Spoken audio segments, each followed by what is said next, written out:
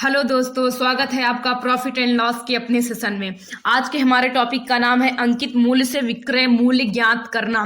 इससे पहले हमने आपको कराया था अंकित मूल्य से क्रय मूल्य ज्ञात करना, लेकिन आज का हमारा जो टॉपिक है उस टॉपिक का नाम है अंकित मूल्य से विक्रय मूल्य ज्ञात करना। मैं आपसे बार बार रिक्वेस्ट कर रही हूँ कि आप सभी पार्ट्स को ध्यान से देखिए, पार्ट 1 से देखना शुरू कीजिए।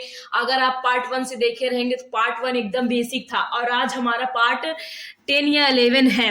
तो क्या कहते हैं, आप पार्ट वाइज देखते चले आएंगे तो आपको सवालें समझ में आएंगी। तो अंकित मूल्य का मतलब क्या होता है, मैंने आपको इससे पहले वाले वीडियो में बताया था कि आप कोई वस्तु खरीदने गए और उस पर जो लिखा हुआ है वही क्या होता है, आपका अंकित मूल्य। अंकित मूल्य को हम अंग्रेजी में मार्केट प्राइस कहते हैं। क्या कहते हैं?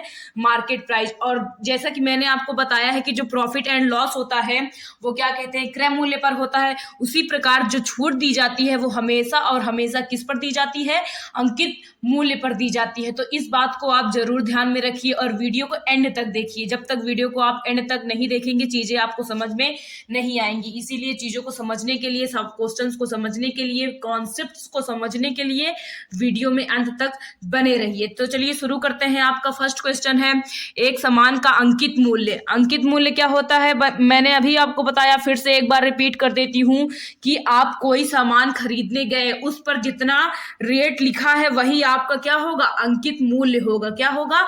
अंकित मूल्य है। एक सामान का अंकित मूल्य 1000 रुपए है जो 10%, 5%, 20% के बट्टे पर उपलब्ध है। सामान का विक्रय मूल्य ज्ञात कीजिए। विक्रय मूल्य ज्ञात कीजिए। आप किसी दुकान पर कोई सामान लेने गए, वो थी कितनी, उस पर लिखा कितना था, 1000। कितना लिखा था? 1000। दुकानदार ने बोला इस पे 3 छूटें स्थित हैं, 5%, 10% और 20%। 3 छूटें निकालने के बाद जो आएगा आप उतने रुपए मुझे दे दीजिए। लेकिन हमें तो पता नहीं है कि कितने रुपए आएगा, तो चलिए पता करते हैं।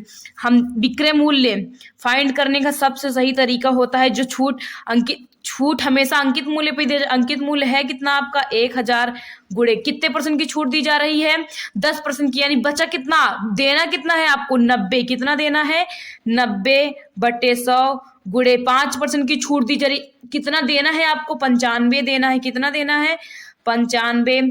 20% की छूट दी जा रही, तो बचा कितना आपको देना है, 80 देना है।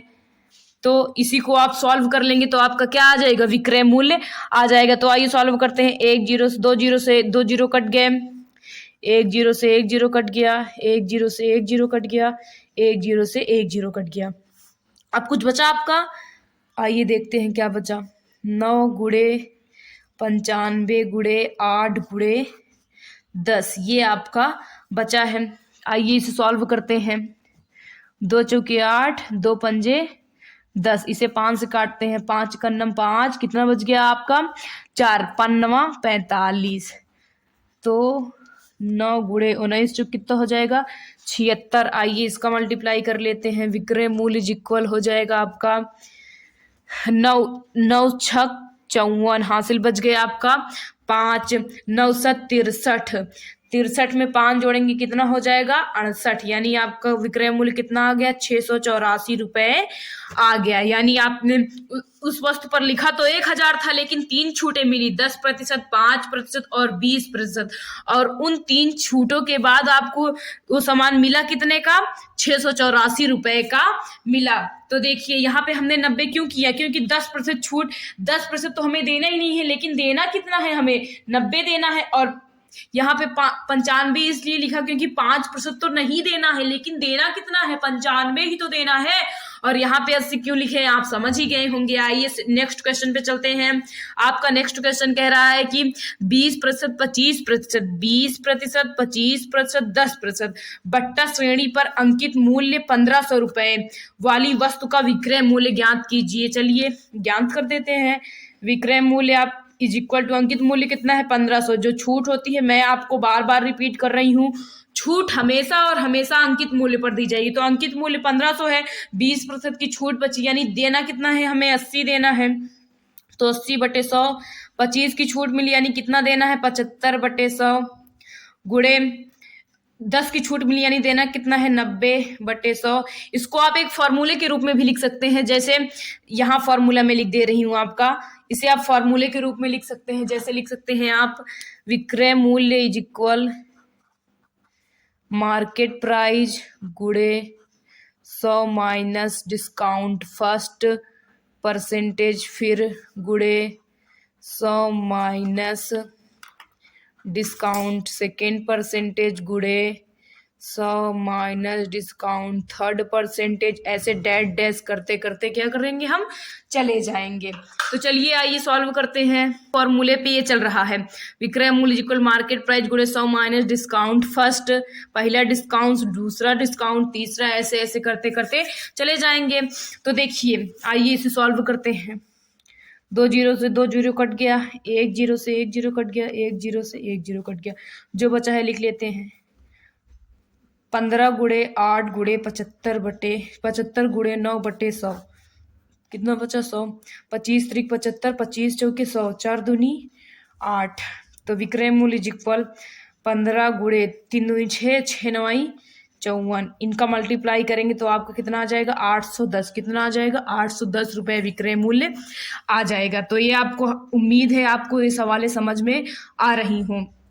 टॉपिक का नाम है आपका अंकित मूल्य से विक्रय मूल्य ज्ञात करना। तो चलिए आपके थर्ड क्वेश्चन पे चलते हैं। आपका थर्ड क्वेश्चन है एक पुस्तक का अंकित मूल्य 100 रुपए है। कितना है 100 रुपए है। 20%, 40% के बट्टा श्रेणी पर उसका विक्रय मूल्य ज्ञात कीजिए। कोई पुस्तक है उसका अंकित मूल्य कितना है 100 रुपए है, उस पर 20% और 40% का बट्टा दिया जा रहा है, तो उसका विक्रय मूल्य, चलिए मैं फॉर्मूले दे रही हूँ। विक्रय मूल्य इज इक्वल अंकित मूल्य गुणे 100 माइनस डिस्काउंट फर्स्ट परसेंटेज गुणे 100 माइनस डिस्काउंट सेकेंड परसेंटेज गुणे 100 माइनस डिस्काउंट थर्ड परसेंटेज। ऐसे ऐसे चलता ये चला जाएगा। तो चलिए विक्रय मूल्य इक्वल अंकित मूल्य है कितना आपका 100 रुपये। पहला छूट कितने की है 20 की, तो 20/100, 20/100, यहाँ 100 भी रहेगा, सॉरी परसेंटेज है तो जाहिर सी बात है 100 आ ही जाएगा, तो ये आप ध्यान में रखेंगे। गुणे 100 माइनस 40/20/100। तो विक्रय मूल्य इक्वल 100 गुणे 80/100 गुणे 60/100। तो ये कट गया, ये कट गया। पुस्तक का विक्रय मूल्य आया कितना 648। यानी कोई वो जो पुस्तक थी उस पर लिखा कितना था 100 रुपये, लेकिन खरीदा कितने में गई, बेची कितने में गई 48 रुपये में बेची गई। आइए आपके नेक्स्ट क्वेश्चन पे चलते हैं। आपका नेक्स्ट क्वेश्चन कह रहा है एक अलमारी का अंकित मूल्य 5000 रुपये है।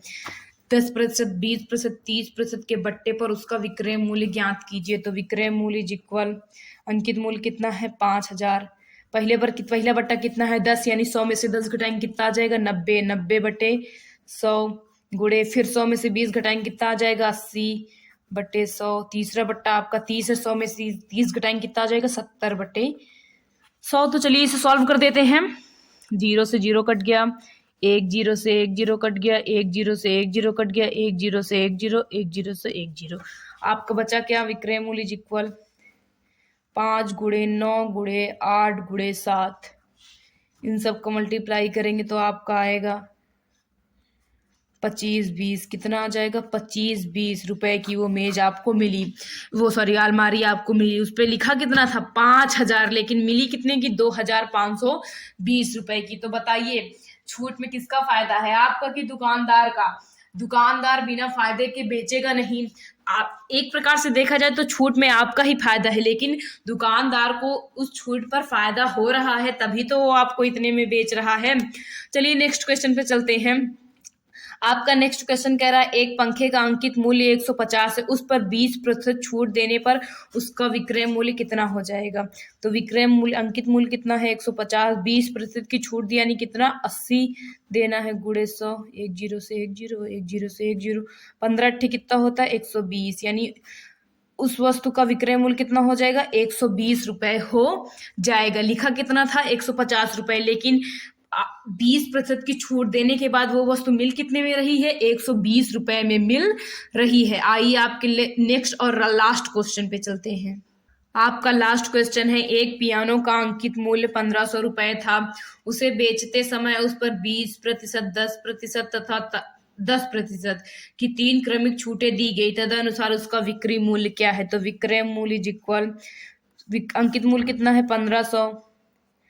पहली छूट कितनी है? 20, यानी कितना हो जाएगा? 80/100। दूसरी छूट 10 है, यानी 90/100। तीसरी छूट भी 10 है, यानी 90/100। तो 1 जीरो, 2 जीरो से 2 जीरो कट गया, 1 जीरो से 1 जीरो, 1 जीरो से 1 जीरो, 1 जीरो से 1 जीरो। क्या बचा आपका? विक्रय मूल्य इज इक्वल 15 गुणे 8 गुणे 9 गुणे 9/10। पंक्तियाँ 15, 5 दूनी 10, 2 चौके 8। तो विक्रय मूल्य इज इक्वल 4 तिहाई 12, 9 नवा 81। इनका मल्टीप्लाई करेंगे तो आपका आएगा 972 रुपए। यानी उस पियानो का अंकित मूल्य था कितना? 1500, लेकिन 3 छूटों देने के बाद वो मिली कितने की? 972 रुपए की मिली। तो आज का हमारा टॉपिक था अंकित मूल्य से विक्रय मूल्य निर्धारित करना। तो इसका ये बहुत ही आसान सवाल थी। इसको निकालने का सबसे बेस्ट तरीका है, अंकित मूल्य पर ही हमेशा छूट दी जाएगी, तो जितने की छूट दी जा रही उतना घटाकर परसेंटेज में रख के निकाल लेंगे तो आपका आंसर क्या करेंगे? आ जाएगा। तो आइए मैं आपको सारी सवालें रिपीट करवा देती हूँ जितनी मैंने आपको करवाई इस टॉपिक से रिलेटेड। टॉपिक का नाम है अंकित मूल्य से विक्रय मूल्य ज्ञात करना। आप वीडियो में लास्ट तक जरूर बने रहें, क्योंकि आप सवालों को शुरुआत से देख के चले जाएंगे तो शायद ना समझ में आए। अगर आप चीजों को लास्ट तक देखेंगे तो आपके सवालें जरूर समझ में आएंगी। ये क्वेश्चंस एसएससी जीडी तथा हाई कोर्ट की परीक्षा के लिए भी इम्पोर्टेंट हैं, तो आप जरूर देखें। आपका फर्स्ट क्वेश्चन है, एक सामान का अंकित मूल्य 1000 रुपए है जो 10%, 5%, 20% के बट्टे पर उपलब्ध है। सामान का विक्रय मूल्य ज्ञात कीजिए। सेकंड क्वेश्चन है, 20%, 25%, 10% बट्टा श्रेणी पर अंकित मूल्य 1500 रुपए वाली वस्तु का विक्रय मूल्य ज्ञात कीजिए। थर्ड क्वेश्चन है आपका, एक पुस्तक का अंकित मूल्य 100 रुपए है।